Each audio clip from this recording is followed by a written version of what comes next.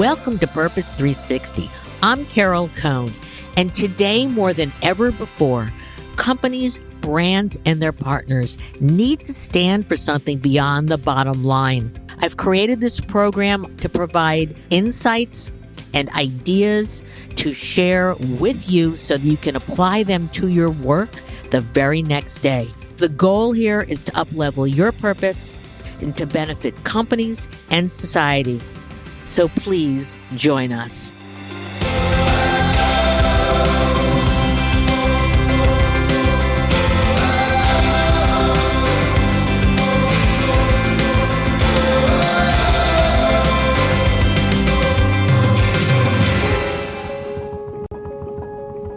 In today's segment, we are returning to a conversation with Sally McCrady, President and Chair of the PNC Foundation and Director of PNC Community Affairs. PNC is one of the largest banks in the country, and we had the wonderful opportunity to work with them over 15 years to help them shape their signature program, PNC Grow Up Great, the nation's foremost early childhood education initiative, and help them architect their work so that when COVID hit, they could rapidly pivot to supporting their employees, their communities, their customers, and perhaps the littlest members of the community that were really affected by not being able to go to their pre-K classes, children ages 3 and 4. We'll learn from PNC two really important things. One of their core cultural tenets of operations is relationships. They truly are a bank based on relationships. The relationships they have with their customers, but also the ones that they have deeply with their social issues. They also take a holistic approach to their work in the community. And holistic by engaging employees, by engaging dollars, via engaging volunteerism that really has an impact, measuring, advocacy, using all of the tools to come together to support a social issue in a highly authentic way. So how did PNC respond quickly and authentically during the pandemic? Join us for our second conversation with Sally McCrady.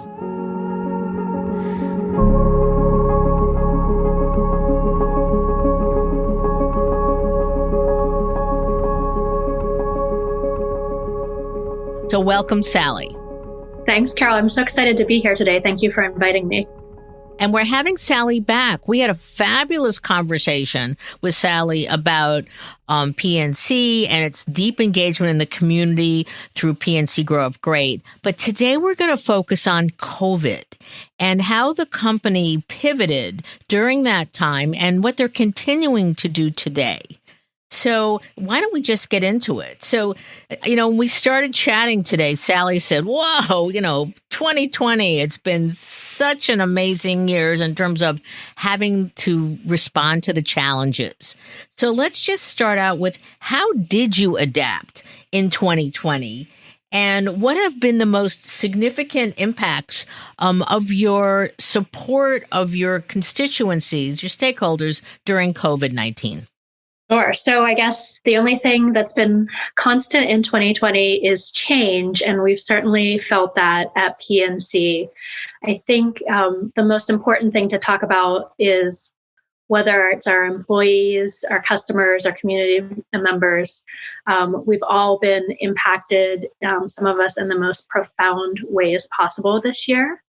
We're living in a global health pandemic with significant impact on our lives and our livelihoods, as well as the vitality of our communities.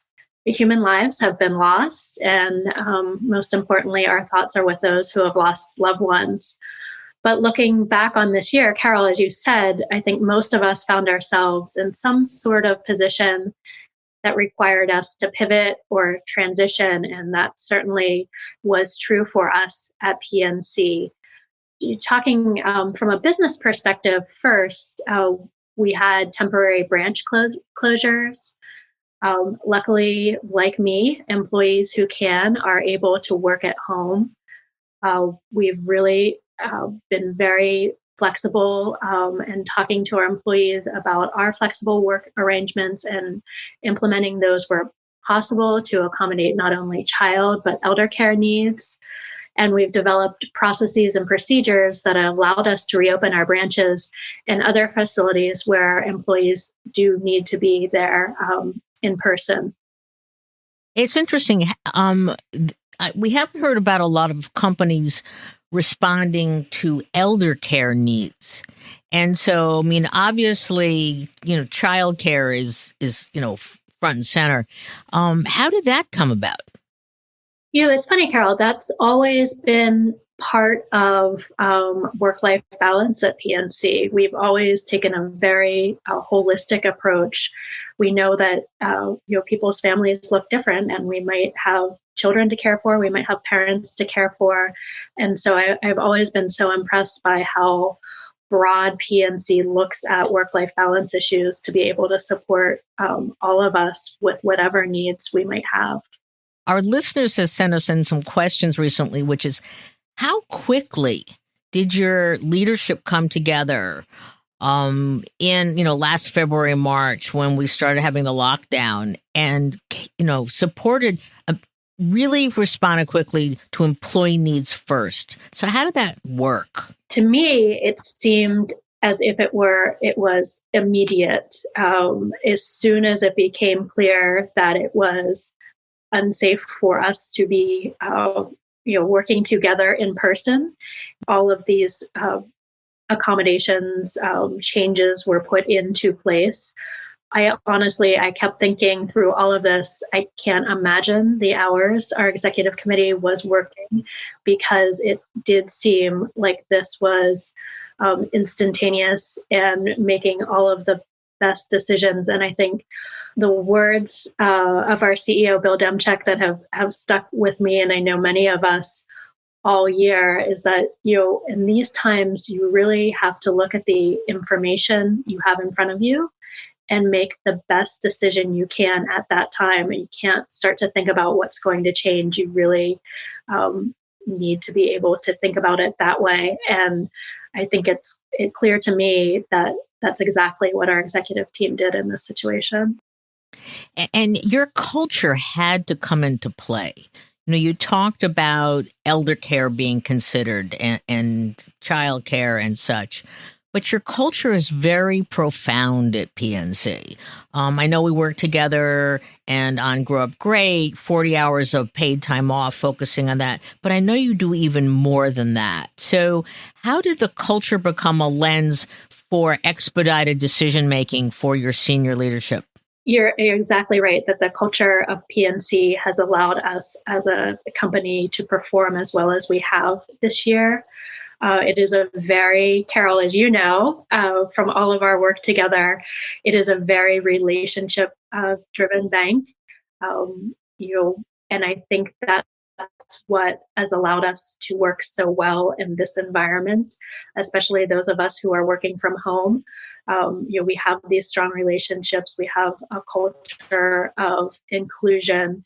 And that really is what has allowed us to work remotely so well, because we already know each other so well. Our teams work collaboratively and cross-functionally.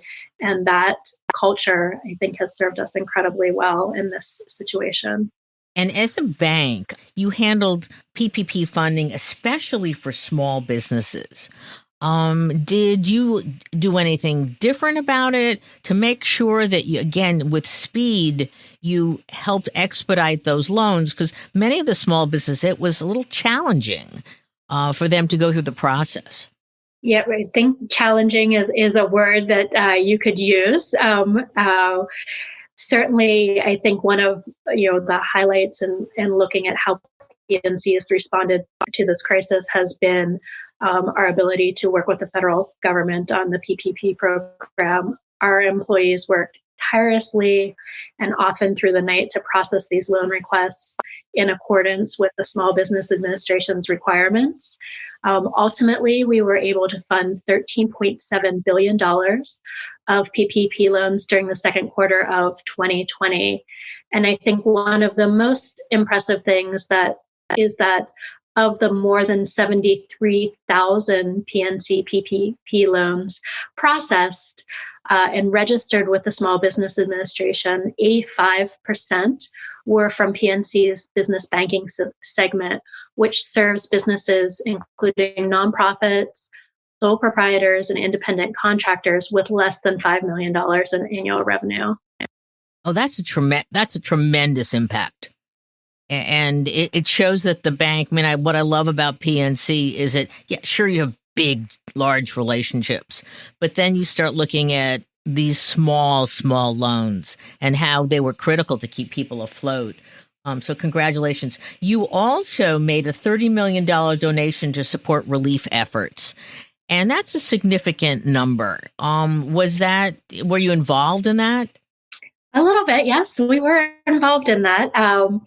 So in addition, we did absolutely make in April, I believe it was, we made a commitment that we would provide $30 million in charitable support across our markets to support our communities that had been so hard hit with COVID.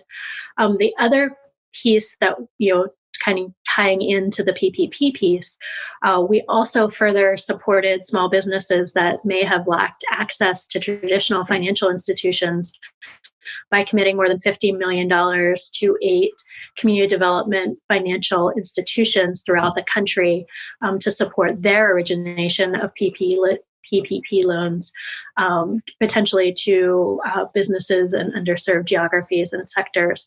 So it's really the combination of those dollars as well as the $30 million in charitable support that I think has made a tremendous impact.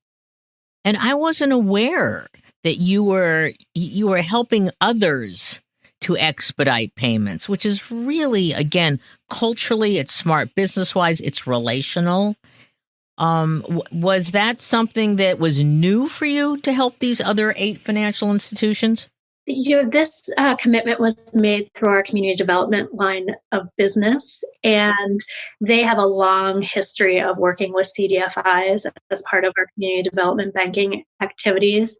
But I do think this was, a big commitment for them. But certainly, they saw the need, and we're thrilled to be able to do this to further support small businesses. Now, how did Grow Up Great fare? Because Grow Up Great obviously serves underserved children, pre-K. Obviously, these pre-Ks were really struggling. Do they open? Do they close? How are they financed? So that got to the heart of the continuation of Grow Up Great. It did. It was, Grow Up Great is certainly near to your heart and very near to our heart at PNC. So some of the changes that we had to make temporarily to the program have been really, really challenging. One of the things that we were deep into planning was our Great Month activities, which always happen in April. And this year we were excited to be celebrating the 16th anniversary of Grow Up Great. So much of what we had planned was volunteer events and events for PNC employees to get together and celebrate the accomplishments of the program. So really difficult to kind of have to unwind all of that in mid-March after we had spent so long planning for what we thought was going to be a tremendous celebration and real continuation of building awareness of the importance of early childhood education. We had to pause volunteerism, which happily in September we brought back up, focusing on virtual volunteer opportunities, a virtual supply drive for so many of our partners that need it. We also had to suspend our mobile learning tours, which also broke our hearts because that's such a great way to get learning opportunities right in the communities and serving centers and communities that need it most. The grant work, I think, has been particularly important this year, not unlike all of the COVID support that we provided. we worked with our partners to be as flexible as we possibly could in not only new funding that we put out the door, but existing grant dollars to allow organizations to take and repurpose those dollars for operating expenses. Centers needed PPE. We had some centers that needed to enhance their air filtration systems to be able to open back up. So we really worked closely with our partners, and we do a lot of programmatic support through Grow Up Great. We've done very little, direct operating support, but we really saw a shift in that this year, and we knew that was important to do to best support our partners.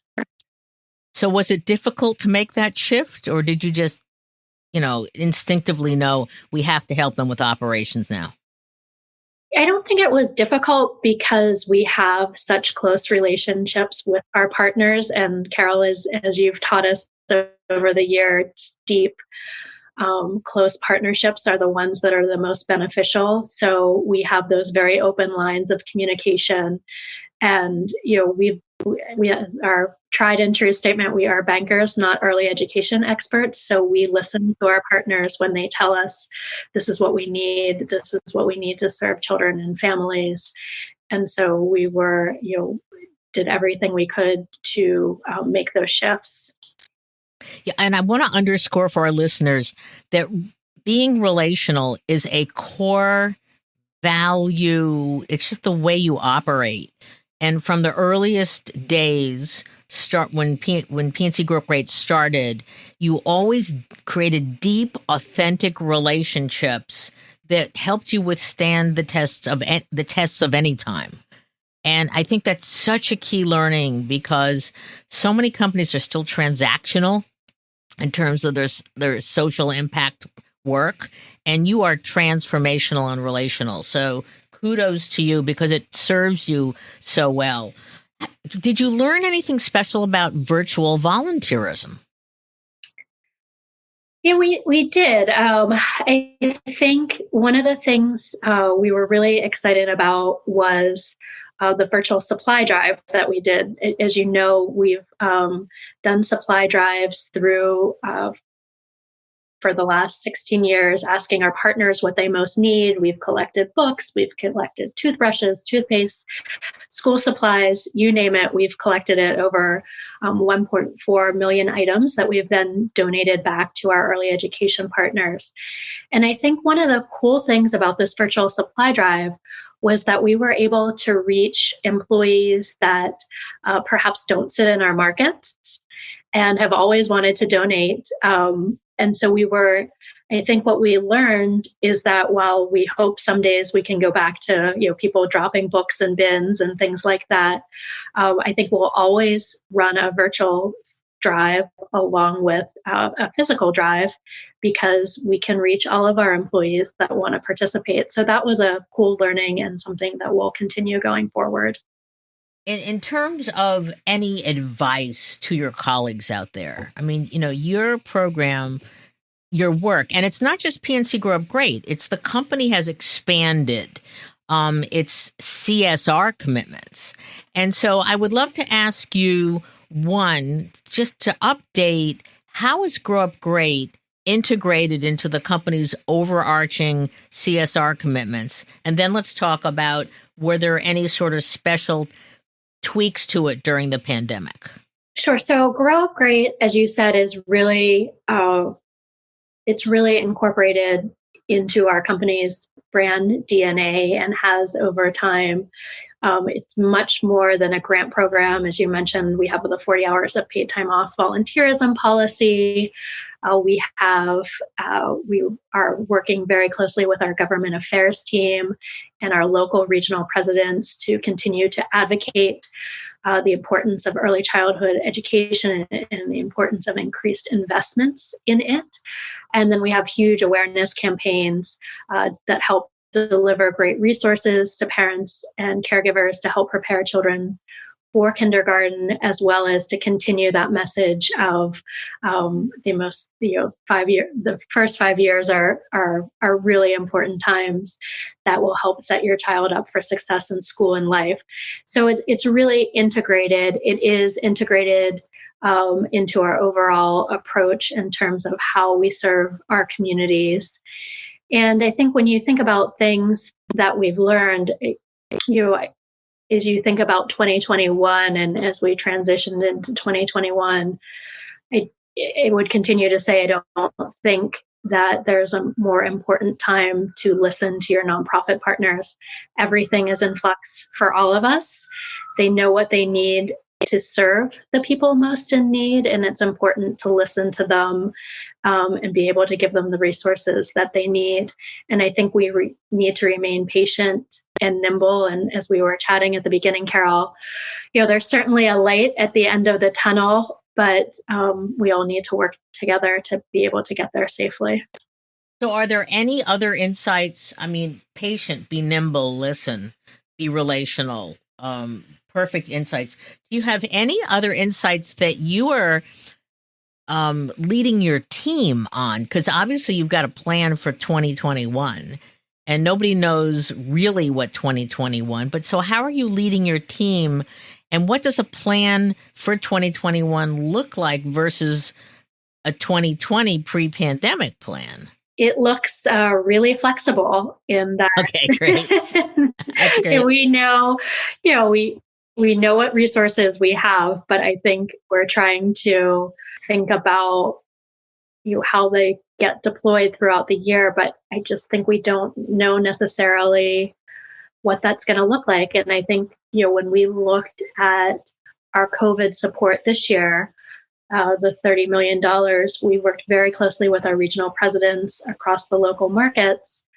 But we also, the additional dollars that they had, we released in a couple of tranches because we knew there were going to be immediate needs that we wanted to address early in the pandemic, but that things might look a little bit different come the early fall. And so there was another set of resources for the fall for our regional presidents to use in their communities. And we started to see them using those dollars for things like to address the digital divide as students went back to school, but back to school virtually. And we understood better the huge divide that is out there and the need to help underserved students with connected devices. I think it's the same way and same thing we have to look at in 2021, that things might look really different come the fall than they do at the beginning of the year. And we need to have resources that we can deploy at different points for different needs. I'm curious about, there's been a conversation about our kids in school who are not in school, how much will they go backwards? And just curious if your partners in pre-K have talked about, has there been slippage? Will this be a lost generation? And are you thinking at all of ways that you can work with your partners to try and, when kids go back in school, how they can make up for that lost time? Yeah, absolutely. As you know, we have an amazing advisory council for Grow Up Great that has really been one of the keys to success for the program as they advise us on issues just like that. So we've worked very closely with Steve Barnett, who's an economist at Rutgers and runs the National Institute for Early Education Research, and actually funded some research he's done specifically around how this has impacted learning for our youngest students. Oh, great. And it's really, the findings are eye-opening.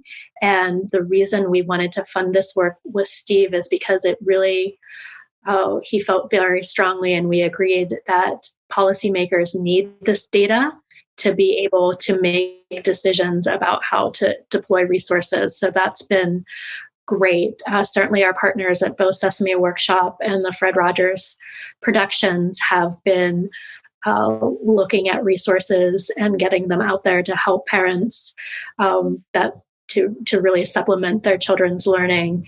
And then finally, as you can imagine, we work very closely with Yasmina Vinci at the National Head Start Association, and she has been all over this and the impacts that it will have on kids, and really advocating for investments that are going to help kids move forward after this. I'm just curious, as we draw to a close, because PNC Grew Up Great has been the foundation of your heart and soul at PNC. Yes, you do other things, but it's just so well created and executed. All the different levels you talked about.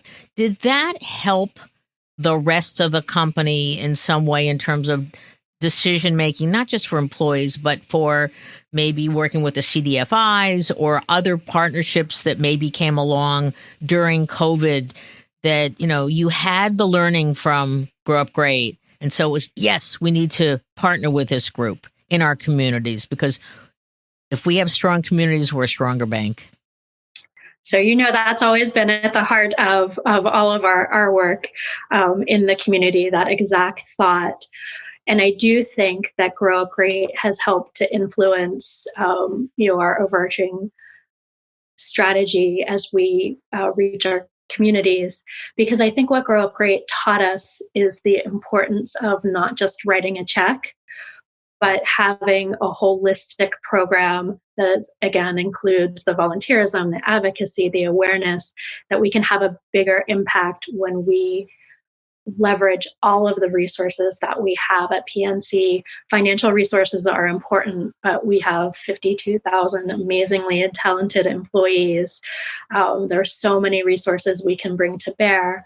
And we've really been thinking about the Grow Up Great model as we think about the $1 billion commitment that's been made to racial and social justice, thinking about the learnings from Grow Up Great that speak to leveraging all of the power we have within PNC to address the social issue. And we're looking at using a similar model for that work. PNC Grow Up Great was created with this holistic approach, totally led by PNC.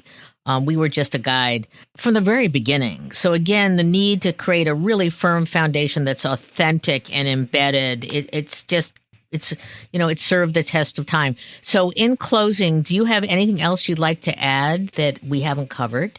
I don't know, that last comment just takes me down memory lane. And Carol, you were, in fact, an amazing guide, but you really helped us understand that, and that we have so many resources at PNC, and it would be amazing if we could put them, bring them all to bear and make real change in a social issue. So that is advice that we've used for the last 16 years and plan to keep using. Well, thank you. I think that you've done, I can't wait to see what you do with the $1 billion in terms of, underserved communities and such, and see what you do with that, because that's going to be, I'm sure it's going to be as extraordinary as the work you've done to date.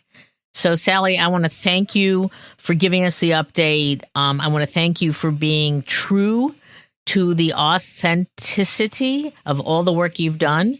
You've been at the bank longer than 16 years. How many years have you been at the bank now? 23. And you're only like 24. So, that's amazing. Yeah. That is, I don't know about child labor. But anyway, I just have to say to our listeners that when we started working together, Sally had one child, and then she had, and that child has grown up. He's 17 now. And all of the learnings in Grow Up Great, I think Sally, did it make him a better boy? Man? It made me a better parent. And okay, there you go. They're both very proud of both of them. But Carol, I always think back, I first met you, I had just come back to PNC after coming back from maternity leave. It's hard to believe the first time I met you, he was 3 months old, and now he's 17. Well, I have to tell our listeners that Sally is not aged today, but she's gotten so much wiser. So learning how to have wisdom, but not physical aging, that's something we're going to have to bottle. We'll create a small business out of that. Oh, that'd be terrific. If only it were true.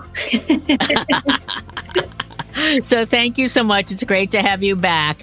And thanks for all the great learnings. And I know our listeners will really appreciate it. Thanks, Carol. It's been terrific to talk with you. It's great, Sally. And I just have to end this with our listeners to ask the question, what is your purpose?